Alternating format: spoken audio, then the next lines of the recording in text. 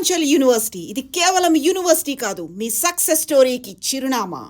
మీతో ఇంటర్వ్యూ అనగానే సిరివెన్నెల గారి ప్రస్తావన లేకుండా ఆ ఇంటర్వ్యూ ఖచ్చితంగా పూర్తవదు.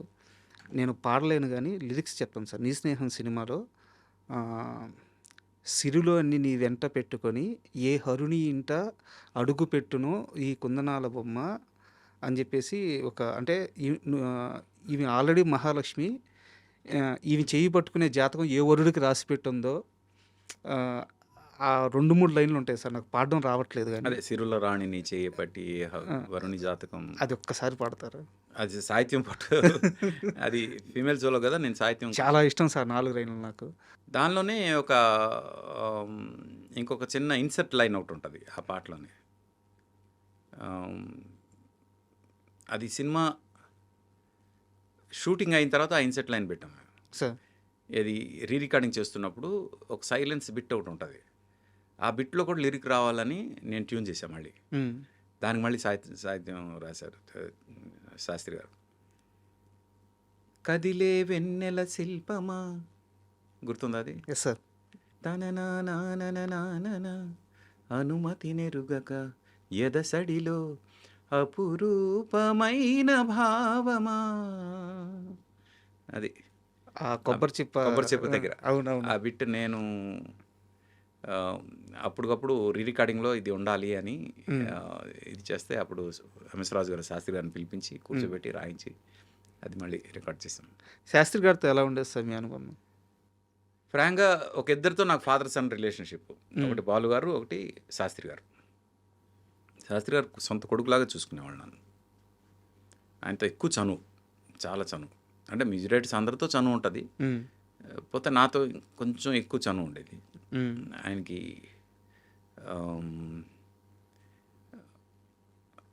అంటే ఆయన స్మోక్ చేస్తూ రాసేవాళ్ళు అనమాట. నాకు అసలు స్మోకు డ్రింక్ అలవాట్లు లేవు. అందుకు నేను గురుగారు మీరు మానేయాలి ఇది అని పట్టుపట్టేవాడిని నేను. అందుకు నువ్వు వస్తే నాకు కొంచెం టెన్షన్ అయ్యా అంటాడు సార్. ఇది నాకు తెలుసు సార్. అంటే నేను వ్యక్తి పేరు చెప్పలేను, ఇంటర్వ్యూలోనే జరిగింది. మనిషి అనేవాడు అందరిని మించి ఎప్పుడు ఎదగకూడదయా.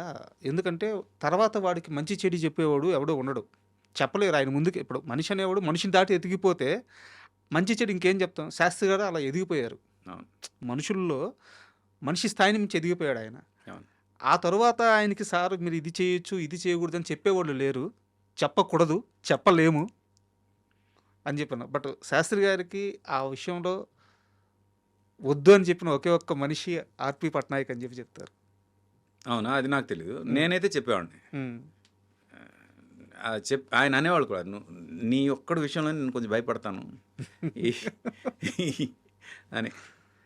ఎందుకంటే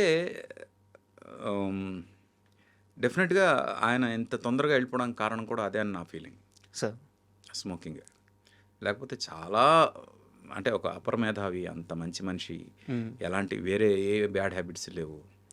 ఫ్యామిలీ అంటే చాలా ఇష్టం, కుటుంబాన్ని చాలా బాగా చూసుకునే మనిషి.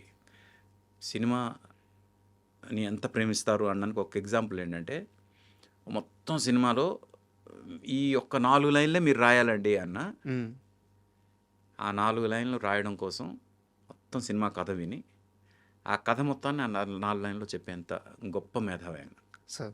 మిగతా పాటలన్నీ ఎవరైనా రాసి ఉండొచ్చు కాక, ఏమైనా చేసి ఉండొచ్చు కాక, కానీ ఆ 4 లైన్లు ఆయన ఏదైతే చెప్తారో అదే మొత్తం సినిమా ఉంటుంది. అంత గొప్ప సాహిత్యం అయింది. సింపుల్ ఎగ్జాంపుల్ అంటే ఇప్పుడు మీకు మనసంతా నోవెల్లో కిటకిట తలుపులు తెరిచిన కనులకు పాట ఉంది. కంటతడి నాడు నేడు చెంప తడిమిందే చూడు, చెమ్మలో ఏదో తేడా కనిపించలేదా.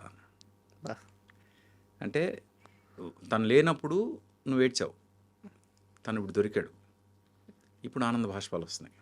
చెంపతడే రెండిటికి కంటతడి, రెండు చెంప తడిమింది. ఆ చెమ్మలో తేడా కనిపిస్తుందా? అంత డీప్గా ఎవరు ఆలోచిస్తారు? కథ ఉంది కదా సార్ మొత్తం. అలాగే 3 మాటల్లో కథ మొత్తం ఉంది. అలాగే సంతోషంలో పేరులో ప్రణయమా తీరులో ప్రళయమా అన్నాడు. పేరులో ప్రణయమా తీరులో ప్రళయమా, ఒక్కొక్క అక్షరం మార్చి 2 ఎక్స్ట్రీమ్స్ చెప్పేశాడు ఆయన. లవ్ని, అవును, పేరేమో నీది ప్రణయం కానీ తీరేమో ప్రళయం. అని అంత గొప్పగా రాయగలిగేది ఇంకెవరున్నారు? మహానుభావుడు సార్. అంటే ఇంకా ఆయన మా సీన్ అన్నట్టు, త్రివిక్రమ్ అన్నట్టు అసలు ఆయన ఇండస్ట్రీకి ఆయన ఆయన ఆయన ఇంకా ఆయన మేధావితనాన్ని ఇంకా వాడుకోలేకపోయిందేమో ఇండస్ట్రీ. అంత నాలెడ్జ్ ఉంది ఆయనకి అని నా ఫీలింగ్. Great man sir.